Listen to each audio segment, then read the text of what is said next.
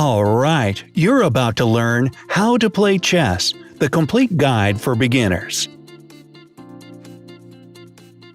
Who doesn't want to be a cool intellectual and play chess like a pro? Think about it. This game definitely stands out from everything else and has tons of admirers all over the world. So, do you want to join in and learn the basic rules and even some winning tricks and techniques? Then make yourself comfortable and listen up as we're about to spill all the secrets.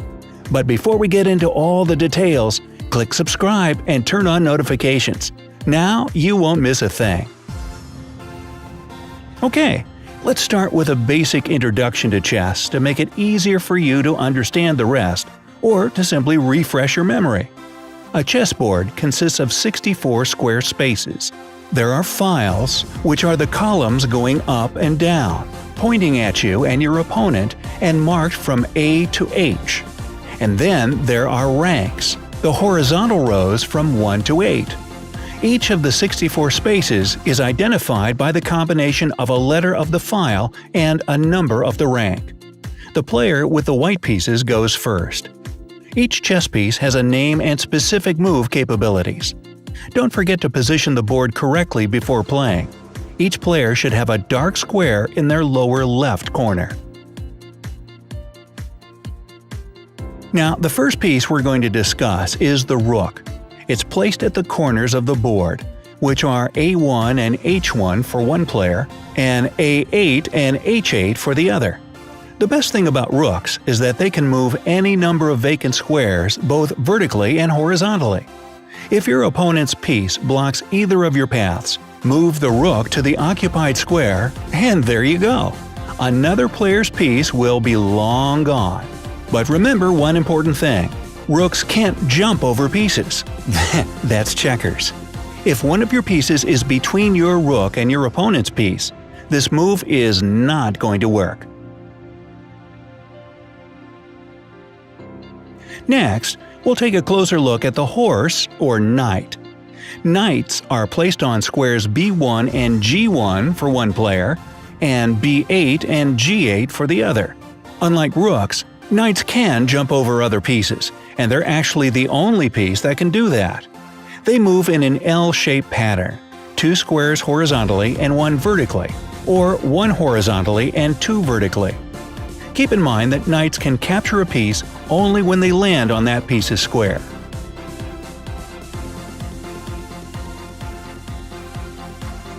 Next up, we have the bishops in square C1 and F1, or C8 and F8. Bishops can move over any number of free squares in a diagonal direction. Just like rooks, they can capture an opponent's piece standing in their way by stopping on that piece's square. But step aside, everyone. It's time for the king and queen to enter the game. Welcome, your royal highnesses. You only get one queen, D1 for a white queen or D8 for a black queen, and she's the most important piece on the board, basically the rook and bishop combined. She can literally do whatever she wants, moving any number of vacant squares horizontally, vertically, or diagonally. She captures pieces on her way by moving to their squares. The king's place is one of the 2 last empty squares, E1 and E8. The king isn't as powerful as the queen, and can only move 1 square at a time horizontally, vertically, or diagonally. He can attack any piece except for the other king and queen, and that's because he can't move close enough to initiate a capture. But don't underestimate him. The king is unbelievably valuable. If you lose him, you lose the game. So try to protect him at all costs.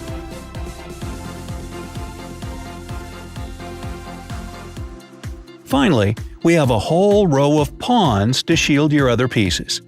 They take the rows from A1 to H1 for one player, and from A7 to H7 for the other.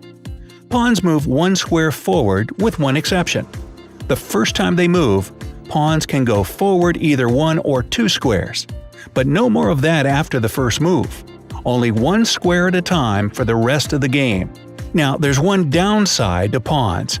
If your opponent's piece is directly in front of your pawn, you can't move it forward or capture the piece.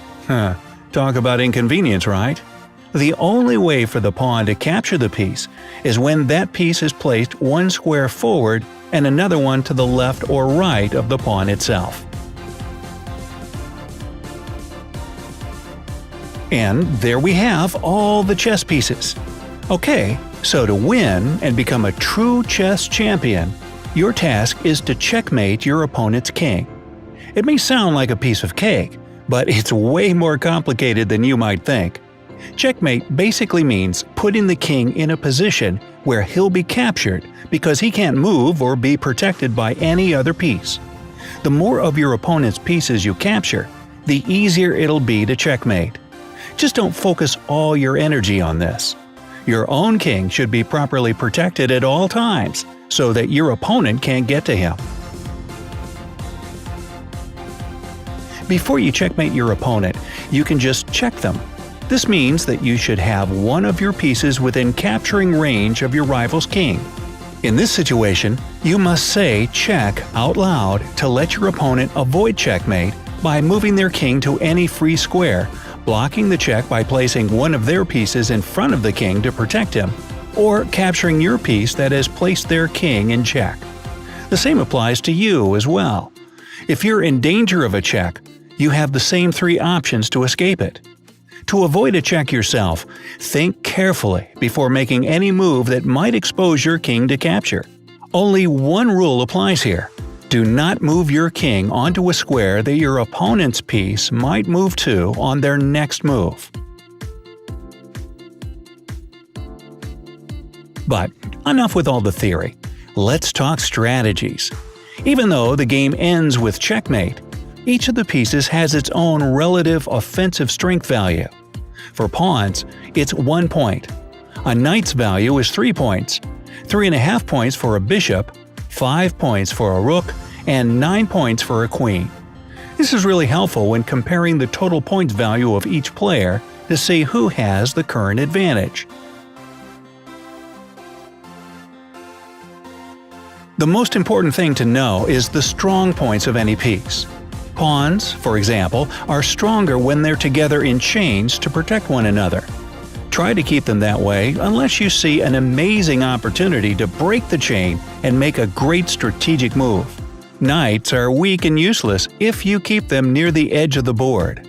Knights can control up to 8 squares, but when you put them near the edge, this number gets cut in half. Use their abilities to your advantage instead of limiting them. Bishops are at their strongest when they're on or near long diagonals. They can control more squares. Rooks have the most power in open files. Try to position your rooks on files that don't contain any of your pawns. Rooks can also be quite helpful on the 7th rank for white and the 2nd rank for black, but only if your opponent's king is on the starting rank. But what about the queens?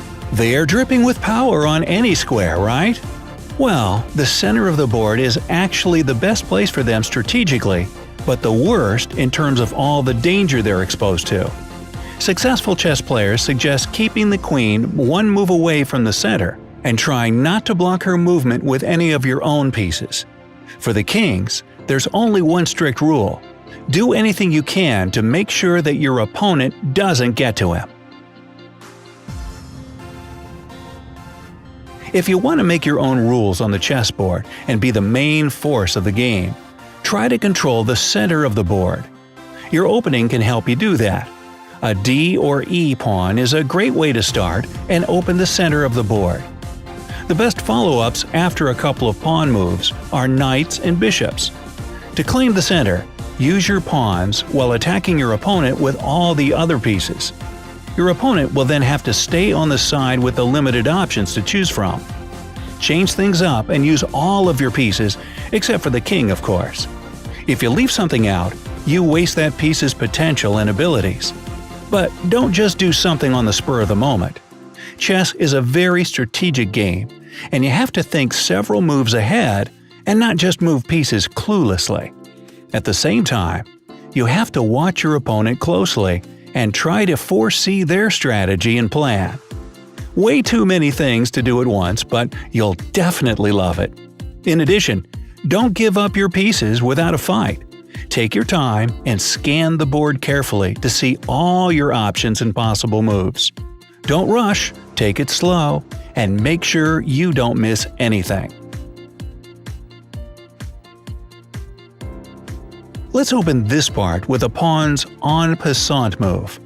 As you might have already guessed, it's French and stands for in passing. En passant is a special capture move that a pawn can make. If you're playing with white, your pawn must be on the 5th rank for it, and it's the 4th rank for black. For you to capture en passant, your opponent's pawn must move 2 squares forward and land next to your pawn. This is the beginning of the game move, as this has to be a pawn that hasn't moved before, as pawns can only move 2 squares on their first move. So if that happens, you can move your pawn forward diagonally to the side where your opponent's pawn is and make the capture as you pass. But it has to be done immediately or you lose your chance. There's one more pawn move called pawn promotion. No, he doesn't get a raise. If a pawn reaches the far side of the board, which is the 8th rank for white and the 1st rank for black, it must immediately be promoted to any other piece, except for the king. The best way to go is to promote your pawn to the queen, but one more rook, bishop, or knight won't hurt either. Finally, there's a very useful castling move to protect the king. It's used to get the king out of the middle of its rank where he's exposed to the most danger. To make the castling move your king 2 squares toward any rook, and then hop that rook over the king so it lands on the square next to the king. Remember that there can't be any pieces between the rook and the king. Also, the king shouldn't be in check, and both the king and rook have to be pieces that haven't made a single move in the game yet.